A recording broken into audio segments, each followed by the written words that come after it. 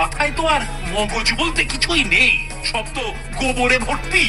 বিজ্ঞানী, তোমার বিজ্ঞান কি বলে? আমিও হার মানছি মহারাজ।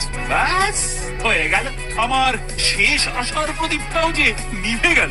যাও যাও, তাহলে এখানে দাঁড়িয়ে থেকে আমার আরে কি উপকারে আসবে? যাও যাও, ঘরে গিয়ে সব ঘুমিয়ে পড়ো। না মানে এই ন্যাকার মতো মানে মানে করো না তো।